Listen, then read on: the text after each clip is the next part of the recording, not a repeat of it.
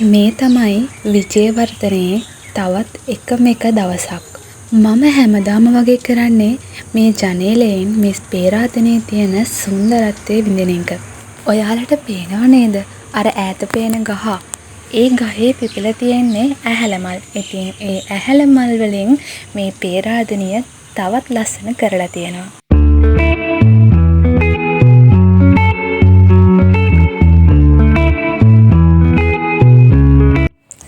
අද මම හොස්ටල් එකේ තනියම ඉන්න දවසක්. මම මුලින්ම හිතුවා අද දවසේ මට කරන්න තියෙන වැඩ නෝට් කරගන්න ඕන කියලා. කරන්න ඉන්න වැඩ අතරින් මගේ අද ප්‍රධානම කාර්යය තමයි මගේ රූම් එක ලස්සනට පිළිවෙලට අස් කරන එක. ඉතින් මම අද ඔයාලට පෙන්නන්නම් විජේවර්ධනයේ අපේ රූම් එක කොයි වගේද, අපේ රූම් එකේ කී දෙනෙක්ට ඉන්න පුළුවන්ද, මොන වගේ පහසුකම්ද තියෙන්නේ කියලා. හයි. මූලික වශයෙන්ම කාමරයක තියෙන්න ඕන දේවල් අපේ මේ කාමරේ තියෙනවා. මේ විදිහට අපිට බල්බ් දෙකක් පාවිච්චි කරන්න පුළුවන්. හැබැයි අපි හොස්ටල් එකෙන් දෙන බල්බ් විතරයි පාවිච්චි කළේ. කැමති නම් අපිට ගෙදරින් අරන් ඇවිල්ලා තව බල්බ් එකක් පාවිච්චි කරන්න පුළුවන්. ඒ වගේම අපේ රූම් එකේ කබඩ් දෙකක් තියෙනවා. මේ වගේ රැක් එකක් විදියට උඩින් තව කොටස් දෙකක් තියෙනවා. කබඩ් එක උඩින්. ඉතින් මේ පැත්තේ එකයි අනිත් පැත්තේ එකයි. තව මැද තියෙනවා පොඩි කබඩ් එකක්. අපිට ඒකේ දේවල් තියාගන්න පුළුවන්. ඉතින් ඊළඟට බලමු මේ කබඩ් එකක් ඇතුළ කොයි වගේද කියලා.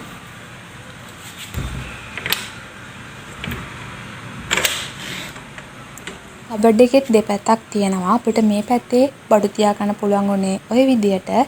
හැබැයි අපිට අනිත් පැත්තේ පිළිවෙලකට අහුරගන්න පුළුවන් වුණා.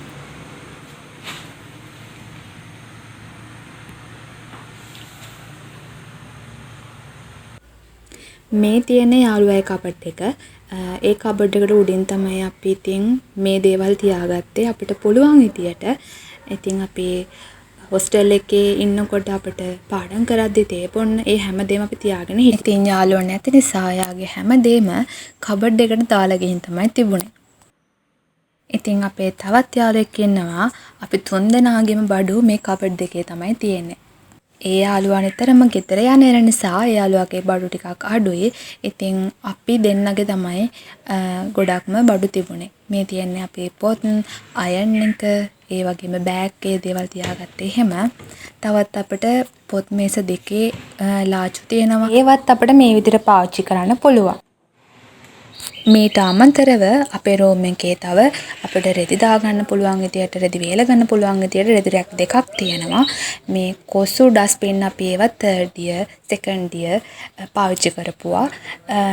අපි ඒක තමයි ෆෝර්ත් එකෙත් පාවිච්චි කරේ. මේට අමතරව අපේ කාමරේ ප්ලග් පොයින්ට් දෙකක් තියෙනවා. ඒ ප්ලග් පොයින්ට් දෙකක් තියෙන්නේ ජාති දෙකෙන්. ඔයාලා දැන් දකින්න ඇති අපේ රූම් එකේ කබඩ් එකක්.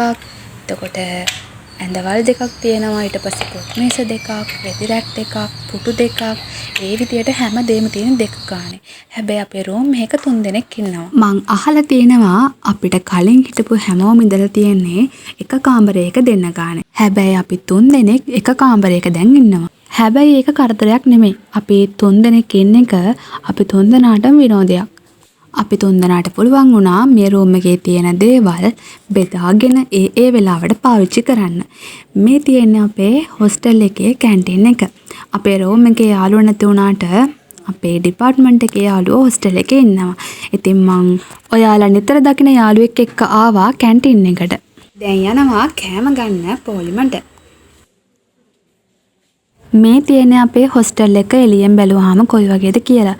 මල් වවලා ඒ හැමදේම ලස්සනට තියාගන්න ගොඩක් අය ගොඩක් කැපකිරීම කරනවා. ඉතින් මේ තියෙන්නේ අපේ හොස්ටල් එකේ එක පැත්තක් විතරයි. මේ වගේ පැති 4ක් අපේ හොස්ටල් එකේ තියෙනවා. අපේ හොස්ටල් එකේ ෆැකල්ටි ගණනාවක සහෝදරයන් නේවාසිකව සිටිනවා. ඉතින් කිලෝමීටර් ගාණක් ගෙදරින් ඈත් වෙලා මාස ගාණක් අපි මේ ජීවත් වෙන හොස්ටල් එකට තියෙන්නේ පුදුමාකාර ආදරයක්. වීඩියෝ එක ඉවර කරන්න කලින් කියන්න ඕන අපේ රූම් එක වගේ නෙමේ හොස්ටල් එකේ හැම රූම් එකක්ම ඒ කියන්නේ එක එක දේවල් අඩු වැඩි වශයෙන් තියෙන්න පුළුවන්. කොහොම කළත් විජේවර්ධනය කියන්නේ මගේ අවුරුදු 4ක සරසව ජීවිතයේ ලස්සනම මතකයන් ඉතුරු කරපු ආදරණීයම නවාතැන්පළ.